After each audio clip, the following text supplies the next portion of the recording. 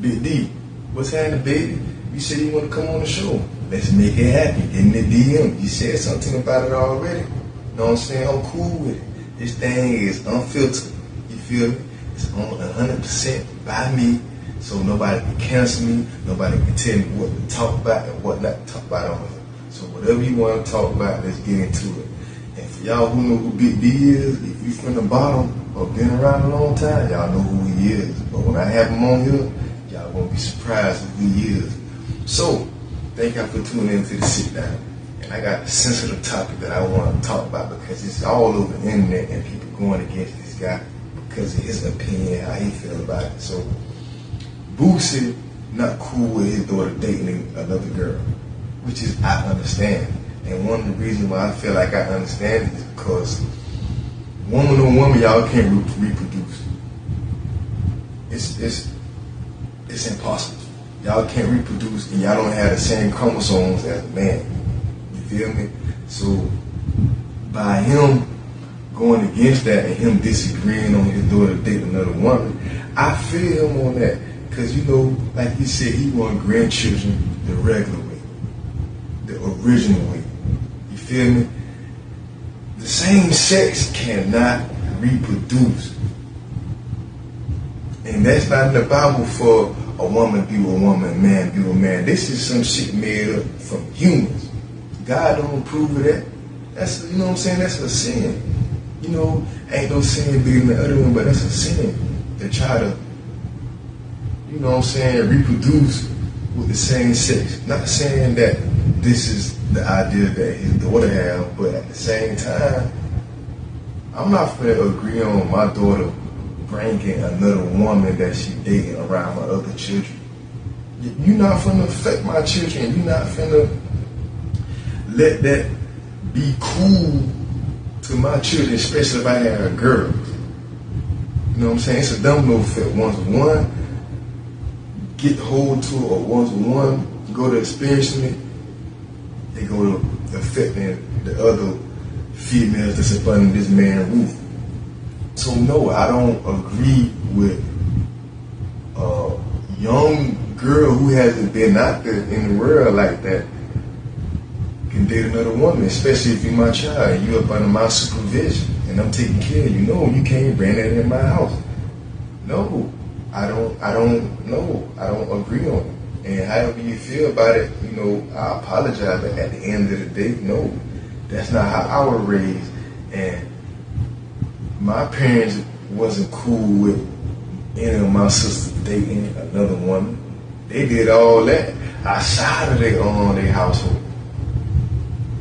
So whoever going against Boosie on him not agreeing on the fact that his daughter is dating another woman and he not agreeing to the fact that he not gonna let that come up under his roof, how can we be mad at that?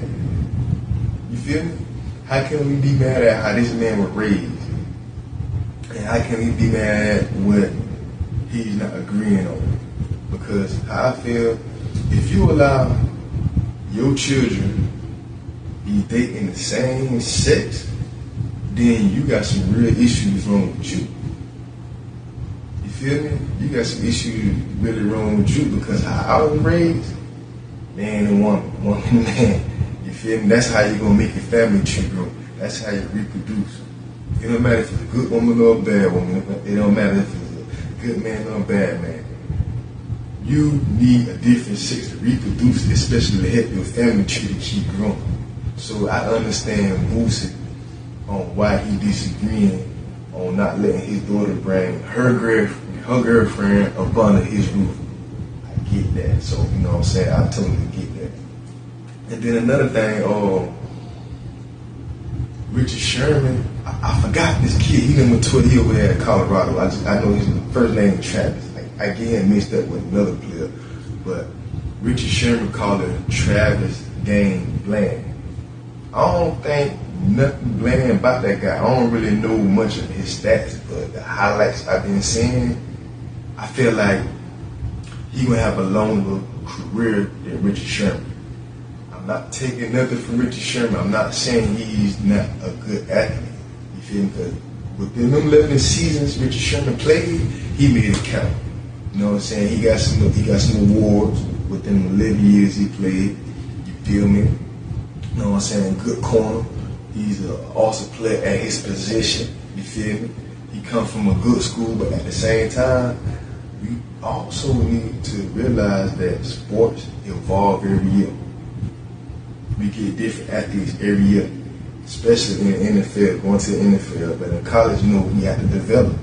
So for Richard Sherman to make that comment on this young guy, I feel like he should have held on to his comment. Simply because this guy isn't in the NFL yet. I think he's like a junior or a senior. I can be wrong, probably a sophomore. I can be wrong, but the level where he playing at, just imagine when he get to the next level. Because this kid is playing on both sides of the ball, dominating. You feel me? I think, you know what I'm saying? I think he had from 1 to 4 games of 100-yard game scoring at receiver. You feel me? Then you know on defense he shut down, you know what I'm saying? He hold his own, you feel me? On the island by himself, y'all not gonna play with that kid. But this kid played both sides of the ball, down for down. So we can't call this kid game bland, you feel me? Because he doesn't play up to our expectations. And you know what I'm saying? That goes to Richard Sherman. You can't expect this kid to play your expectations. Or you can't feel like his game is bland because basically he's not playing to your expectation. And then another thing, but before we get into that, we're gonna go ahead and go to this commercial break. What's going on? This is Chris Page, and y'all been commercial break. So Monday Night Football here, and we're a couple hours away from kickoff. And we got Tennessee at Miami and Detroit at Seattle. I'm going to go with Tennessee over Miami, and I'm going to pick Seattle over Detroit. Put them picks in your book, and I guarantee you're going to win tonight. But what I really want to touch on, this is a very sensitive topic, the Marcellus Williams case. I don't really know how to start, but I'm going to touch on some things that's going to stick with y'all. And some of y'all can go do y'all research. But the way he went out, his case was really treated unfair. You know what I'm saying? And he had blacks on his case defending him, but the judge removed those people. And that was one flag, him being treated unfair. And then 2, it wasn't enough evidence for this man to get the lethal injection. They couldn't find a murder weapon. They didn't get no evidence tracing back to him, you know what I'm saying, killing this lady. And then on top of that, he been down 2 decades. 2 decades. You feel me? 2 decades. 20 years of his life gone. So, you know, it's real sensitive and a lot of things that I can't really rebuttal, so y'all have to bear with me. But like I said, he had black supporters on his side, but the judge removed them. Like I said, that's one red flag. He been down 20 years, which is 2 decades. It's another red flag. And it wasn't enough evidence. You know what I'm saying? It wasn't enough evidence for them to give him the lethal injection. And there's 5 states that's bad with the lethal injection. Texas #1, Florida #4. Florida #4 with the bad lethal injections. You know what I'm saying? And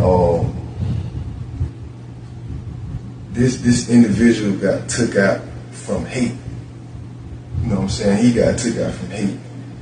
I really can't get into it because it's, you know what I'm saying? I'm really livid about the situation, how he went out. You know what I'm saying? So, but other than that, I'm gonna get with y'all and just be looking for the next podcast.